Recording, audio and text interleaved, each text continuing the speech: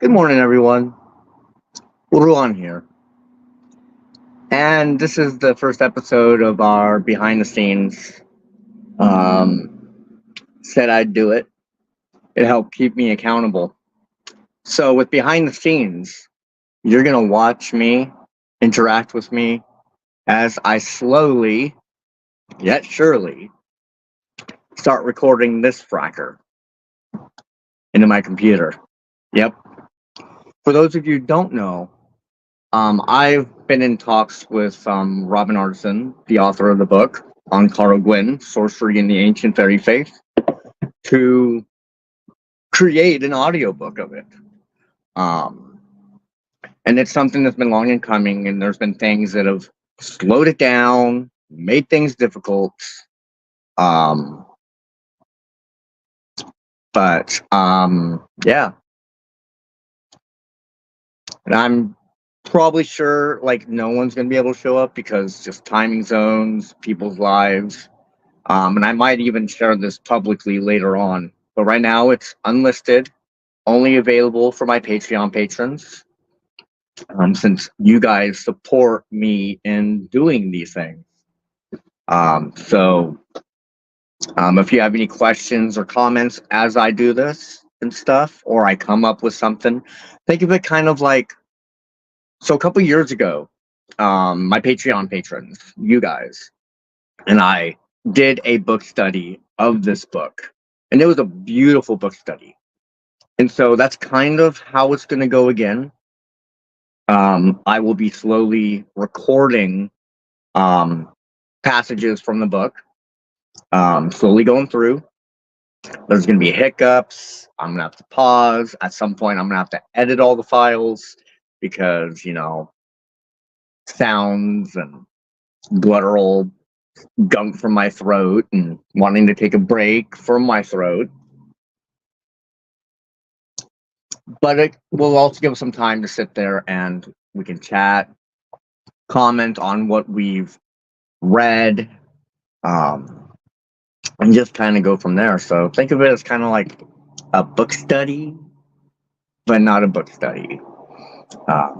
So without further ado, I should probably turn on the computer. Unfortunately, I've still got to do this out in my current temple. Yes, we still haven't torn it down yet. My father-in-law got sick with COVID, hurt his back trying to tear down the back piece. That's why I've got the cloth back there, because otherwise half the trailer's already been pulled down. But let me go ahead and turn on the computer.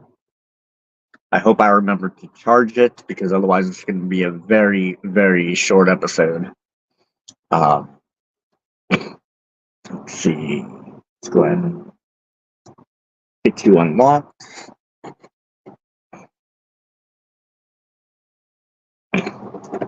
For those who don't know, the software I'm using is Audacity. It's an open source software. I'm still learning how to use it. But updating Steam.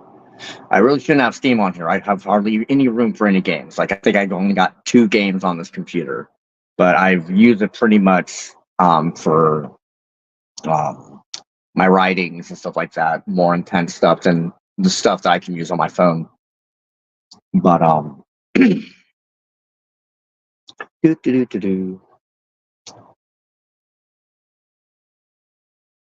on, hurry up. Turn off all this other background stuff. I don't know why I even have Teams on here, because I don't use it. Go ahead, quit that.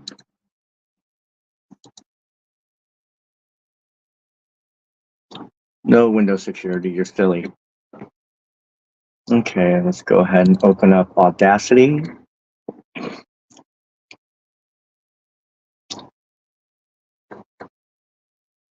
So I've got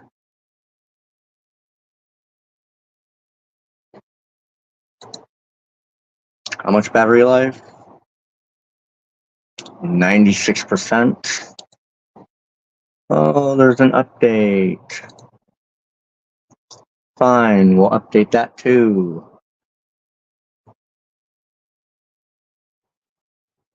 Yes. Extract. Next. Next. Next. Reset preferences. Install.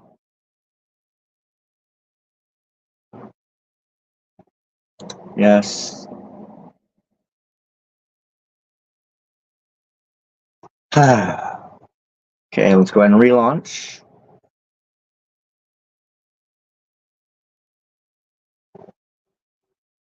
Oh, I don't want to go back to work tomorrow.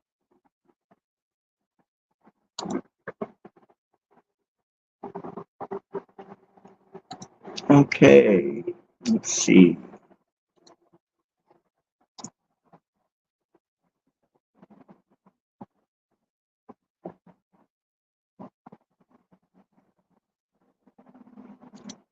This is a new file. So let the fun begin. Like I said, if you want to comment, go ahead. I will be in contact.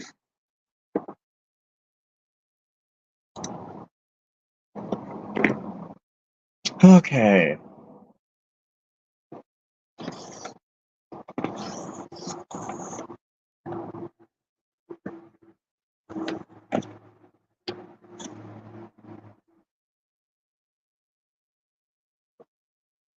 Do the audio setup.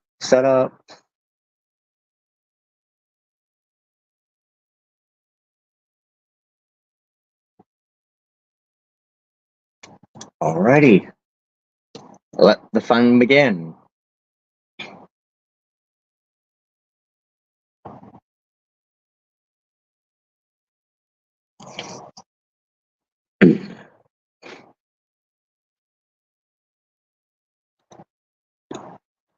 And Carow Gwyn, Sorcery and the Ancient Fairy Faith by Robin Artisan. Editor, Demneza de Savyok. Illustrations by Jessica Trainham, Stephanie Hauser, Robin Artisan. Layout and Celtic language translations, Aidan Gray. This book is dedicated to them who have long been forgotten. Introduction. Once upon a time. Once upon a time, I was in a very bad place. The hundreds of pages I'd need to describe the situation to you have already been used up in this book, so you'll just have to take my word for it. My troubles, they were many and they were fierce. I could have handled just one or two of them, but when too many problems pile up, anyone will crumble. 12 mangy dogs, they say, can kill a lion. I was feeling pretty lost and hopeless. And worst of all, my extraordinary attempts to solve any of these problems were failing. The extraordinary solutions I was attempting were born from my personal practice of sorcery, the ancient art of building relationships and making pacts with spirits, to have them render their special kinds of aid to you when you might need it. There are other practices involved with sorcery, but even those strange tactics, which had in the past brought so much to me, were showing limited ability to help change my situation. It was very disillusioning, very grim. I'm glad this all happened to me when it did. At this point in my life, I was experienced enough to know what to do in a situation like this. I'm not the only person who's ever been in a spot like the one I'm describing here. Chances are, anyone reading this is familiar with the feeling. What I understood now, and which I might have understood 2 decades ago, was that sometimes situations become locked up. Powers, conditions, forces, they have a way of falling into patterns and repeating themselves. The whole system of a person's circumstances becomes a self-feeling, self-fulfilling prophecy of repeating outcomes. What a person in a situation like this needs is something from the outside to break the system up. For all my skills or insights, nothing could spare me from one of life's most important lessons.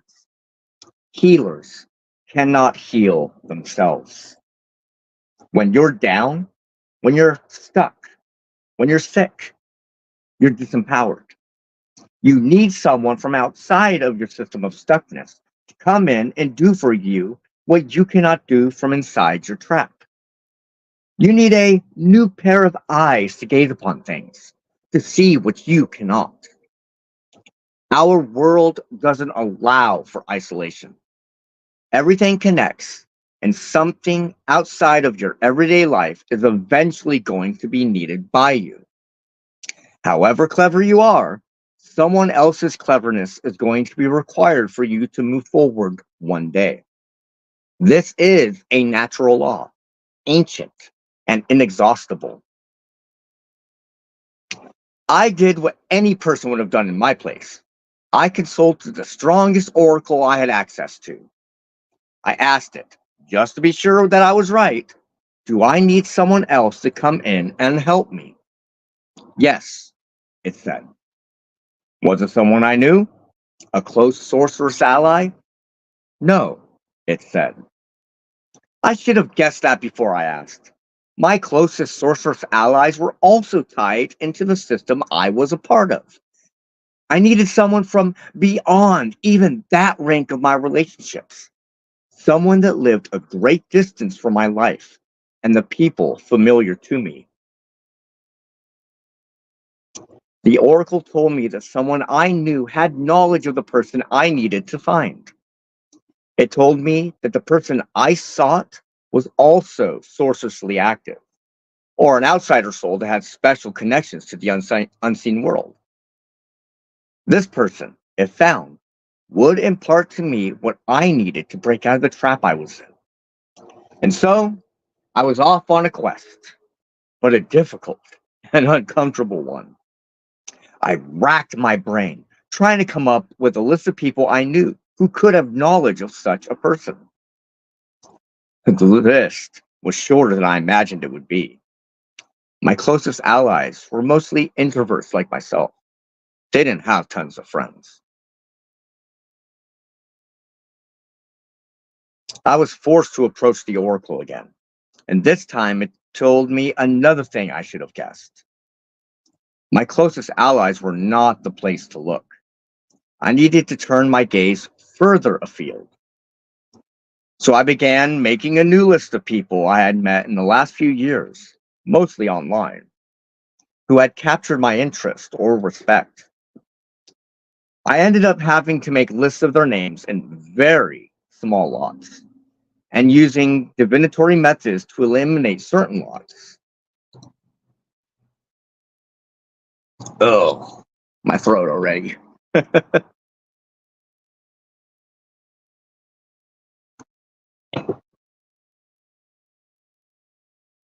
We'll do that one line again. And I'll have to put a mark in here to go back.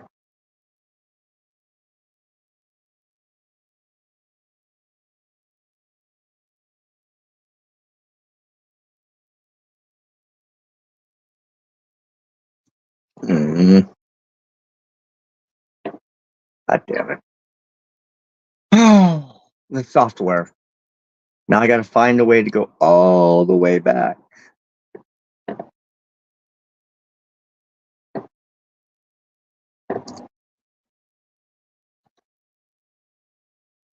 Let's see, where's the button to go to end?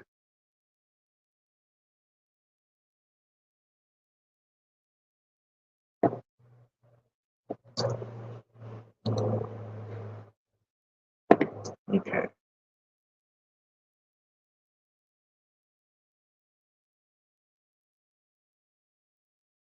Sometimes software is so frustrating.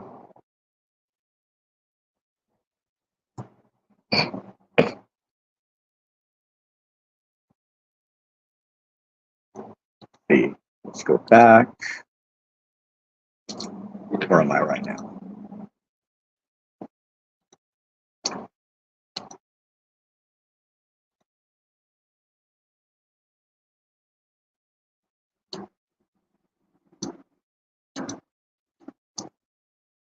Go ahead and count that one out.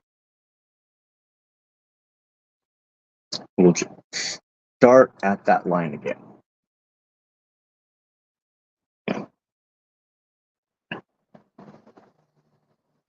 Okay.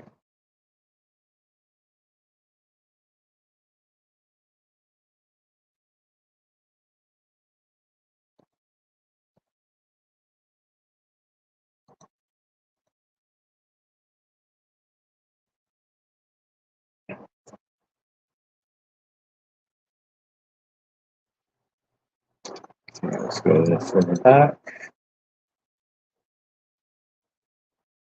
Let's see. Go up there.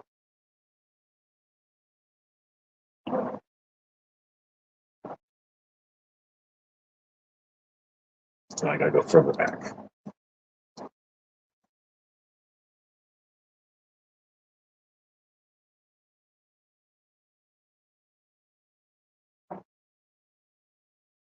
Yeah, we'll cut right there. We'll start recording again. I ended up having to make lists of their names in very small lots and using divinatory methods to eliminate certain lots, leaving behind a smaller and smaller selection of people to inquire with. I talked to people whose names survived the divinatory culling, and I asked them to tell me about people they knew, whom they considered to be very deep, powerful, or connected. I took more names. It took weeks, but I finally had a small pool of candidates. I was able to ask the Oracle directly if it was this person or that I should be contacting. And finally, I was given a yes to a name. I had my man, and it was a man, a poet, in fact. I'd been shown some of his poetry by the person who told me about him. It was immediately obvious to me that beings from the otherness were pounding upon this man's throat and chest. His words were soulful and mysterious. These words had the same beauty of the earth and the fairy twang of the unseen world about them. Poetry and the arts of sorcery come from the same ancient family tree, and he was certainly sitting in the shade of that tree. I had a big yes from the Oracle that this was the man I needed to talk to. But when I was faced, but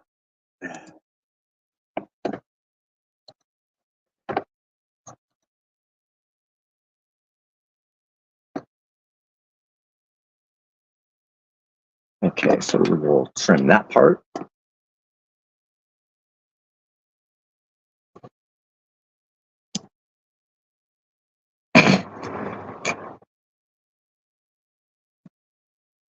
But then I was faced with a new dilemma.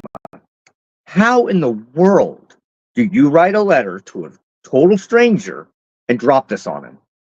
What was I supposed to say? Hi, you don't know me at all, but an oracle told me to find you because I have all these problems, and it thinks that you can mysteriously do something just by talking to me to change them. I dreaded having to contact him. To make matters worse, contacting him was hard. Quite in keeping with the character of the rogue mystic poet, he dropped offline pretty regularly and stayed offline for long periods of time.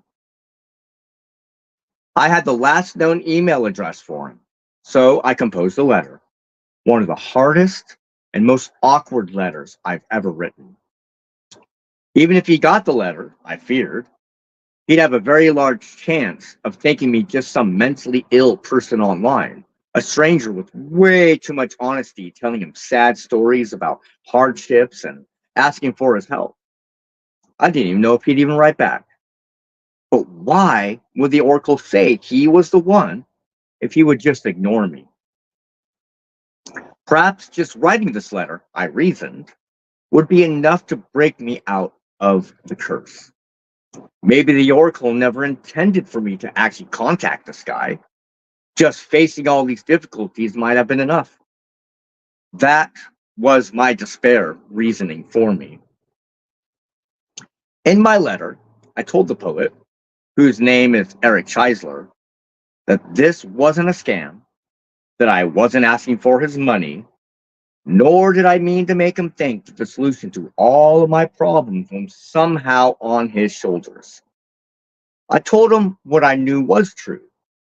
If he would read my letter and then write back to me and say whatever things first came to his mind, whatever he said would be the things I needed to hear. I told him about my problems, the oracle, and everything. The letter was long. Oh, I didn't even record it. Ugh. I forgot to push the button. Where was I?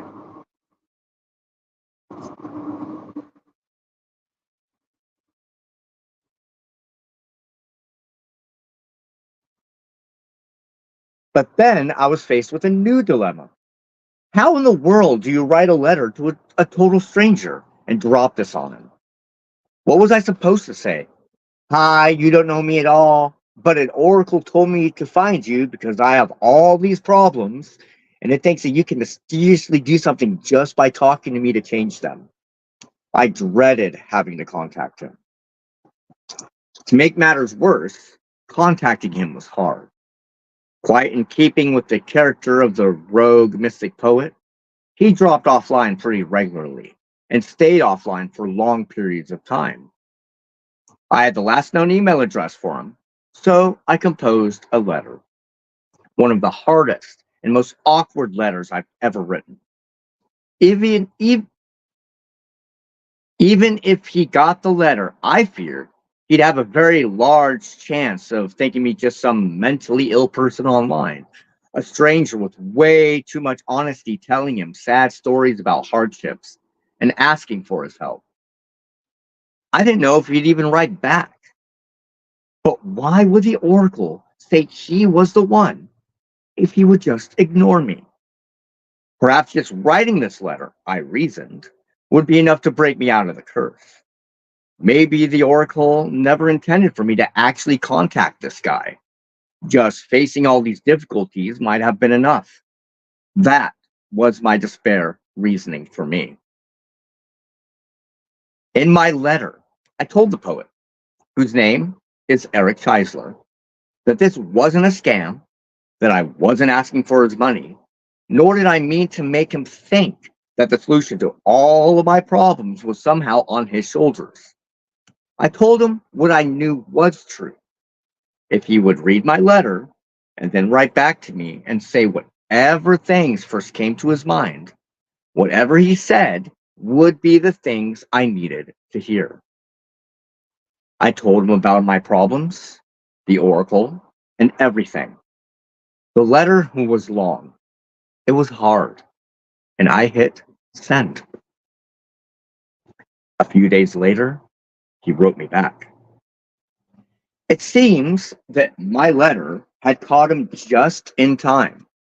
He was on his way to Eastern Ontario to study with the deep ecologist writer Stephen Jenkinson. And he was kind. The first thing he expressed to me was deep gratitude for my letter. He was grateful to be considered worthy of such a plea as the one I had sent him. He said he was bound by it, and most importantly, that he was made more real as a consequence of it. And then he wrote the words that changed my life and lifted the curse from me. He said, quoting Jenkinson, perhaps the most radical act in a troubled time is to proceed as if you're needed. Eric said that I had through sending him my letter, helped him to banish the spite of some of his own existential quandaries of purpose. But it was those words, proceed as if you're needed, that changed everything. In my personal misery, I had forgotten this core truth of our interconnected world. No matter who we are or what we do, someone needs us. It may not be easy to see, but in the vast wilderness of the human social world, the most unassuming things we might do can be the one thing someone else needs, for some reason beyond our ability to understand.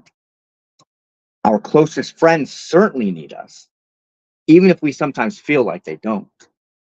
Strangers we may never meet in person can be helped or changed by something we said, something we do, or something we share. Even if it isn't human persons, there are still countless other kinds of persons who might need us to be the humans we are and do the things we do. I reached out to Eric Cheisler in great need. An invisible stranger sent a letter out of the blue, which made him recognize that he was needed, for indeed he was. The great forest that we're all wandering around in, largely without grasping how connected everything is, was for one brief moment made clear through my exchange with Eric. He responded with kindness and perfection. And because of what he told me, I sat down and started doing the thing I know I'm supposed to be doing, writing. And you're holding this book because of that. I proceeded as though I were needed. I know that someone holding this book right now needs it. I'm never going to personally know most of the people who pick up this book, but I do know that someone out there needs it. I was able to create it for them, and this is what I do. Other things changed in my life shortly after Eric sent me his response. Some of the situations that I'd been suffering from mysteriously changed. Some problems vanished. The personal power I had lost was restored. I felt hope again. I saw a way forward. I was thinking and acting differently, and in ways that I wouldn't have been without the poet's words. This is sorcery, the strange connections between things, even the invisible ties that bind us all, and how they might suddenly roar to conscious life in surprising ways. And I pay it forward, even right now. Whoever you are, if you find yourself in deeply troubled times, push forward like you're needed, because you are.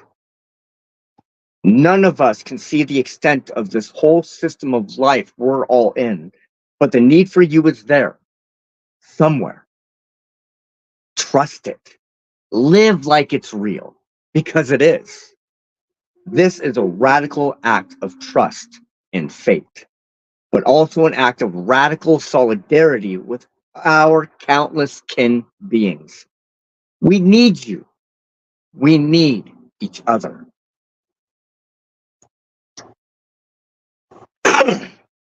You see, this is why I do what I do, acting as if I'm needed. And even just hearing people who have heard that I'm working on this audiobook, how many of them are like neurodivergent like me, and yes, can read, but the books become more real when they're read to you. My dad, when I was really little, used to read to me briefly, very short period of time. I take time and I read to my daughter, or I have her listen to audiobooks when I'm just so exhausted, and I go to bed before she does, because like specifically during summer, my time doesn't change. She's out of school. And so there's no way I'm going to stay up an extra hour. to retour because I'm exhausted.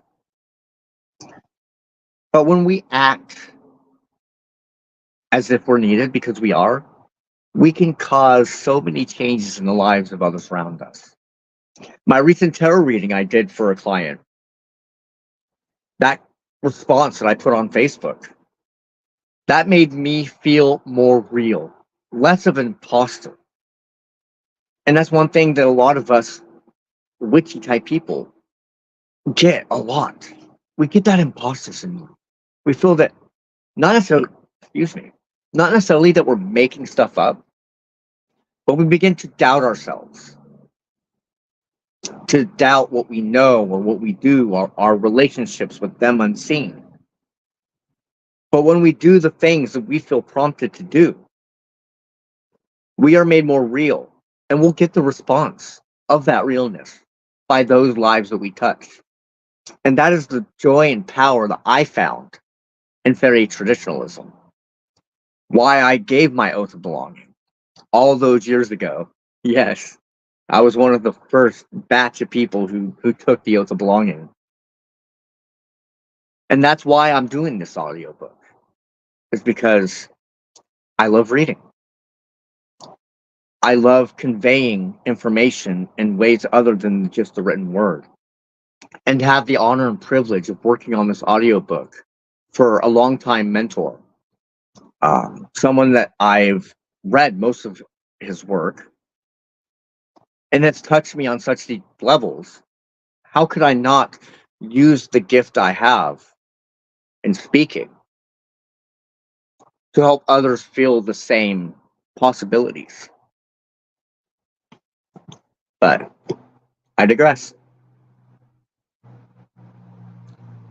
Let's do the other section of the introduction, and hopefully that'll give us just enough time to leave with any closing thoughts and stuff, and I'll be done for this week.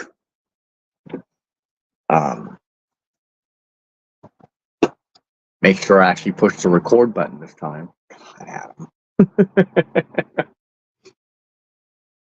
All right. You ready, peeps? Hold on. Before I continue on, something I want to ask all my viewers on this episode.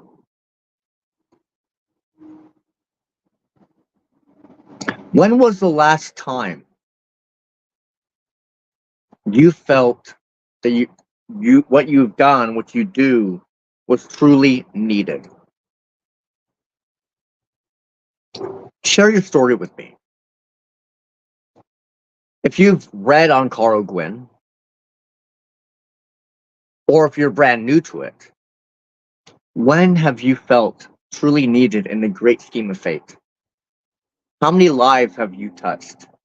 Do you even recognize just how powerful and lovely of a person you are? Try to remember that, especially in hard times. And we all have them. I have them quite frequently. But doing the things I do is a joy to me. Because, like I said, even just a little Facebook message and stuff saying, thank you for all that you do. Thank you for being you. That brought new life to me. Yeah, it really did. And I'm glad I do what I do. All right, let's continue on.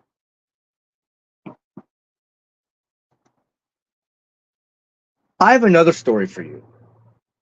In the bay not far from my house, there's a small island. It's about 1,000 feet long and 700 feet wide at its widest point. It's completely wooded, very densely packed with trees. No humans live on it. It's close to the shore, where the houses of this village are all lined along the road. I'd say it's about a quarter of a mile out. I knew when I moved to this place that I'd have to take my kayak out there and get to know the spirits of that island. I guessed correctly that the spirits of a place like that would be of a different kind from the spirits forced to live in close quarters with human beings. In the 18th century, the people of this bay built ships One of the points reaching out near that island was the site of a shipyard. Ever since then, this place has been sleeping quietly. Yet, even in a small place like this, there's lots of reasons why spirits might prefer the island. Obnoxious cars passing on the village's one road, the loud fans of a blueberry processing facility, the dull gong of the local church's bell.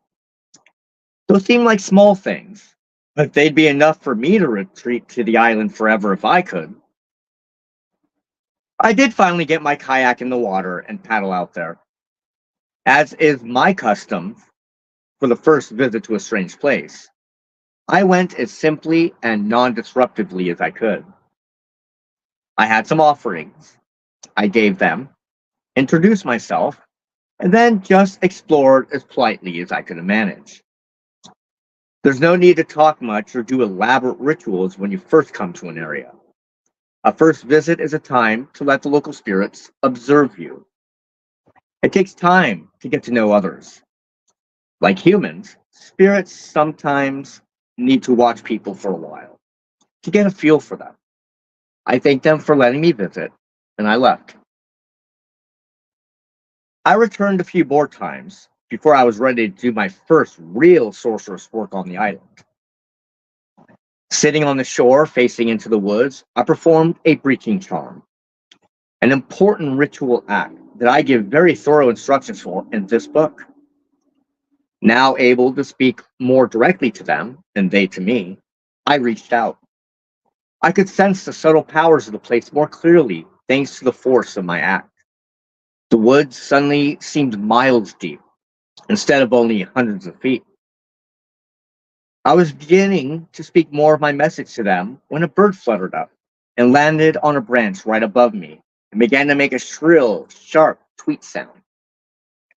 I looked up, my attention very focused on the sudden sound. I smiled. It was a black-capped chickadee, a beautiful bird. And then something I'll never forget happened.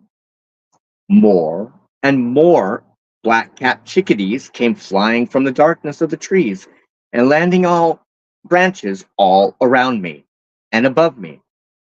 In all, about 20 of them came, and all began chirping and tweeting in unison. My sorceress senses finally caught up with what was occurring. The air above the crossway sign that I had created with sticks and rocks on the dark earth before me surged with the power of the otherness. The din of the shrieking and chirping chickadees cut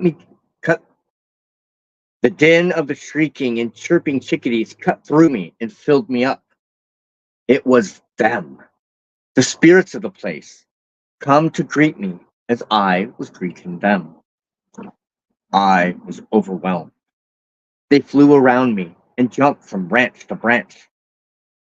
I sat there in a timeless reverie, encountering them and finally speaking in the silence that is another kind of language when spirits are present. Upon my return from the island that day, one thing kept passing through my mind. This is why I do what I do. This ability to express my soul in simple and organic ritual motions and consciously engage these extraordinary connections. This is what I wanted to share with people. The only thing I ever really wanted to share. After nearly 2 decades, when I worked to create the group of human sorceress allies I had always yearned for, this is what I wanted for them. It's still what I desire. If the perspectives and instructions given in this book can help even one other person to have an encounter like the one I had on the island that day, it would be worth everything.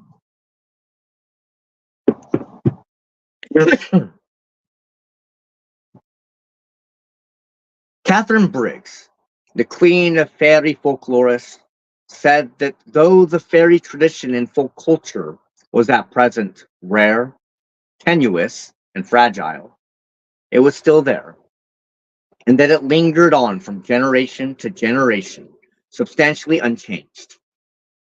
Every now and then, she said, poets and writers draw on the tradition, and make out of it something suitable to the spirit of their age. Sometimes, he also said, this passes back into the tradition and perhaps alters it a little, but less than the critics and folklorists contend. I am pleased to be the next in a long line of writers who have drawn upon that tradition to make something out of it that might be suitable for this age. For in the fairy tradition, we see the full survival of the most ancient of things from our common past, transmitted down to us, half cloaked in symbols, images, and lore, all of it ripe to bursting with the power to change how we see the world, how we encounter other beings in it, and how we understand our own destinies. This tradition has carried me since I learned to walk with my own invisible feet. It has been the repository of my hopes and dreams, and the only truly stable hearth I've been able to warm my weary human bones by. My first memories are bound up with the entities that Briggs summoned into my life through her passionate and darkly curious works on fairy lore. I haven't been the only person shaped by this tradition, or filled with a sense of wonder by it. The hoary beings and ageless beauties of the fairy tale have shaped the hearts and souls of literally billions of people.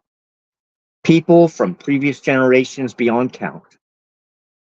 How much of my caring and loving, or my hating and fearing, is tied up with the ageless subtle patterns that now inhabit the deepest parts of my mind, thanks to the images of the fairy and folktale.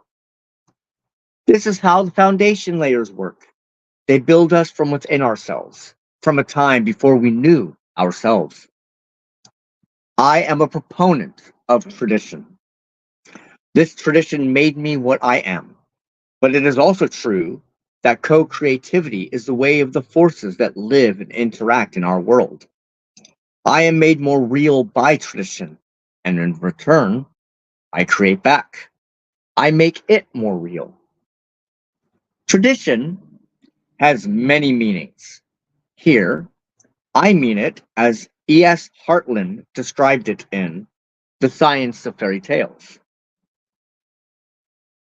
By tradition, I mean the entire circle of thought and practice, custom as well as belief, ceremonies, tales, music, songs, dances, and other amusements, the philosophy and the superstitions and the institutions, delivered by word of mouth and by example from generation to generation through unremembered ages. In a word, the sum total of the psychological phenomenon of pre-civilized man. What is now called the ancient fairy faith is an expression of tradition from Europe and Eurasia, which is as old as the hills and mountains of those places. It contains patterns of reverence and devotion that will resonate in a familiar way to anyone who belongs to a modern day culture that acknowledges or worships spirits. It carries within it the power to bring people into conscious connection with ancestral persons and spiritual beings which many yearn for, even if they can't put words on the longings. It is a hidden birthright for all of the grandsons and granddaughters of Europe, the British Isles, and even Western Asia, wherever they may be, and all the many peoples who are now fatefully connected to them, and they connected in return through shared history and culture. This tradition has many overlaps with the modern phenomenon we call religion, though its religious features are organic in nature. They are not revealed through holy books, and they have no ranks of clergy to lead congregations, which are all things that belong to revealed religions. The important difference between organic religion and revealed religion is summed up best by Dr. Barbara King, a professor of anthropology at the College of William and Mary. She writes, religion is best understood across cultures and time periods as practice rather than only belief. Some religions, of course, feature sacred texts in which a set of beliefs is set forth. In these cases, what you believe about a god or other sacred forces may really matter. In many human societies, past and present, though, no text exists, just everyday life, appeasing gods or spirits, honoring the ancestors, all of which is shot through with a sense of the sacred or the supernatural. The fairy faith is partly born from organic religious practices from countless early societies, largely concerned with the veneration of chthonic spirits and the ancestral dead.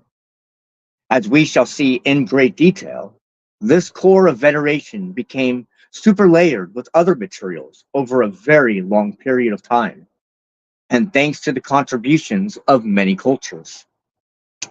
It then passed into the fund of folklore and what we call fairy tales, from which it continued to exert an otherworldly presence and influence upon many generations. World-conquering civilizations and all of their universal stories spelled the doom of local stories and the assimilations of the local cultures that carried those tales. As spiritual, economic, political, and cultural globalism grew in might, times became very grim. There was, and remains, a shock and sadness below the glittering surfaces of civilization, the residue of the countless debts of destruction and exploitation required to achieve the glitter. But it's also a shock and sadness within the souls of humans that understand, deep down, that we were never meant to live in such ways as we do. We yearn for the beauty and uniqueness of the local story and the small community that tells it. The billions and their constant wall of noise can only drown out the dignity of each person, along with any tale they might tell. Few people's idea of paradise, or even a truly happy life, includes a tightly crowded space or massive sheets of concrete which cover the earth's green and generous mantle. We know, deep down, that we belong to something older and simpler, and there is no peace without that truth. This book has some tales which may soothe the soul for a moment, or perhaps for a lifetime, if the fates are kind. It has stories that might disturb as well as exhilarate. It has a detailed map into the realm of sorcery as well, for those who are compelled to venture into that strange land, or for others who are daring enough to chance it for their own reasons. This work is a revelation, or more accurately, a very pointed reminder, of what the tradition of the fairy faith contains, and has always contained, hiding, as it has been, right under our noses. It persisted within the cloud of shallowness and pain that engulfed us when the story of the ancestral past was rewritten or forgotten. Our civilizations are living on borrowed time in an unsustainable arc of wanton growth, and yet something living inside of us, the quiet voice of tradition, has clues and visions that might help in some regards. They may be the last things that can, because no matter how backwards looking some people believe tradition is, I see little hope for us in forward looking technological growth without crucial wisdom. An old saying which was once applied to the human quest for self transformation can be paraphrased and applied to our cultures here. If our cultures bring forth what is inside them, what they bring forth will save them. If they do not bring forth what is inside them, what they do not bring forth will destroy them. What is inside our cultures is what lives inside of all of us. The real perennial traditions of the primal landscapes that gave birth to our first grandmothers and grandfathers. Are they lost forever?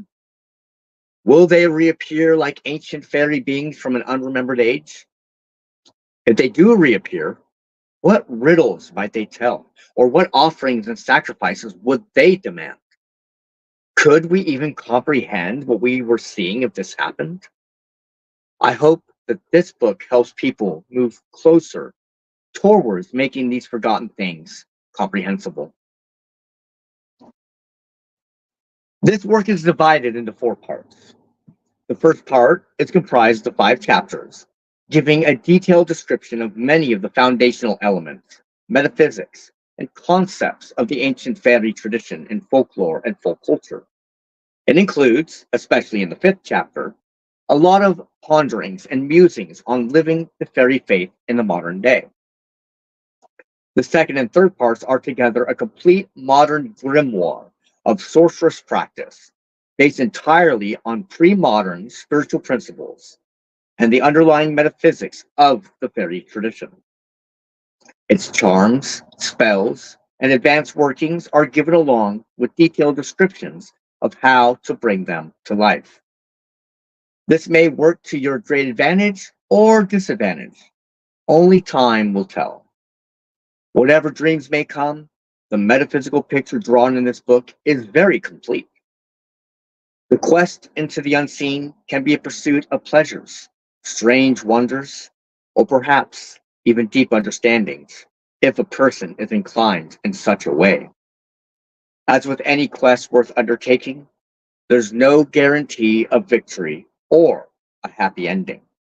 And there are areas that will have to be explored in the old-fashioned way. The fourth and final part of this work contains a translation of the ancient romance of Thomas of Ercildown, presented in modern English for the first time, as far as I'm aware. Search as I might, I never could find a full version of it that wasn't in the northern dialect of Middle English. I set myself to the task of rendering it in modern English as faithfully as I could, and wrote very lengthy explanatory notes covering all of its major esoteric and cultural themes.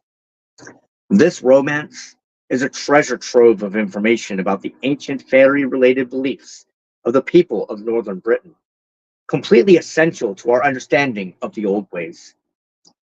Along with that work, I present 3 other very old tales: Alison Gross, The Cruel Mother, and Mother Hulda, all of them accompanied by esoteric analysis of their underlying meanings and metaphysics with regards to the fairy faith. The appendix to this book contains an interview I did with a gentleman in Sligo, Ireland, a man who spoke with the voice of local authority on the folklore of this powerful land, and told stories about how the powers of his place had shaped myth and folktale there since very early times. His first-hand accounts of human beings living alongside the hidden powers, his insights into myths, and how the quest for wisdom gaining through the body of the land had been accomplished in older times, remains a treasure I want future generations to have. This book is the near sum total of all my extraordinary efforts, researches, and encounters within this precious tradition. The most valuable things I know live in the pages of this book. I turn it over to you now, hoping that you live happily ever after with it. Robin Artisan, April 2018.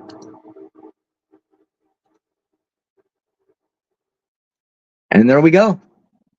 That was the introduction. And I know I've got a lot of editing to do. And hopefully, the ending didn't catch the train this beginning, and that's why it's been hard for me to do audiobooks. I live by a freeway on that side, and train tracks on that side with the train station not even a stone's throw away. Which is why I'm working so hard on raising funds for a decent new temple when this is torn down. It's going to cost me, honestly, a little over $3,000 for the kit that I've been looking at. It's 8x12. It's got some windows. It's wood, so it'd be easy for me to go ahead and insulate. It'll be easy for me to go ahead and add solar panels to the top, so I have access to power out here. it'll be easier for me to go ahead and soundproof so that I can go ahead and make really excellent videos and content as well as these audiobooks. And if you would like to help fund, this is the link for the GoFundMe that I've set up. We have already raised $394. Honestly, a good portion of that is out of my own pocketbook from my day job at KFC. But if you wish to help out, that is where to go. Of course, right now, this video is only for my Patreon patrons, though probably in about a week's time, unless I get a wild hair up my butt, or they over there tell me to go ahead and share this on YouTube, open and free. Please, if you feel called to help me with this calling and this work,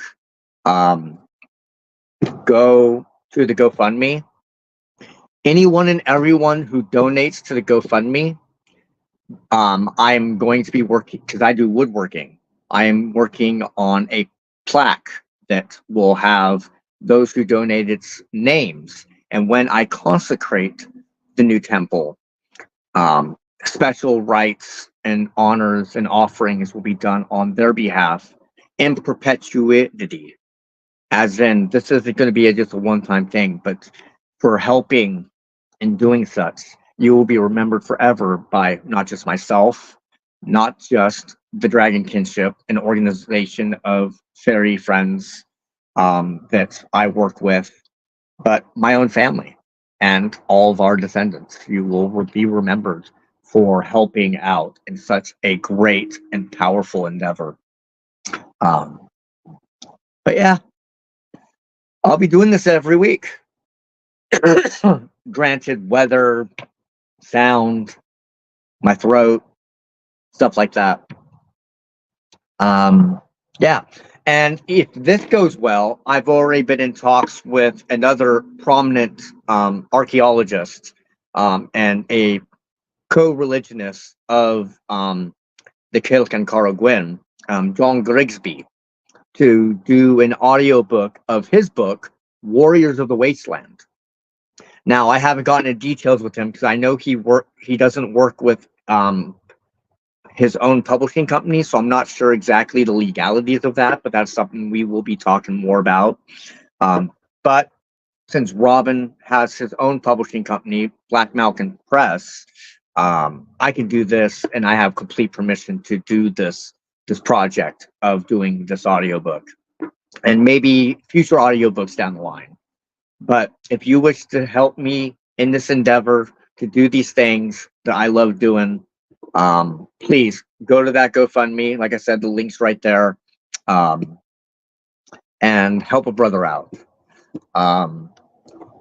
If you are not a member of my Patreon patrons, and you are on my Facebook and would like more information, send me a message.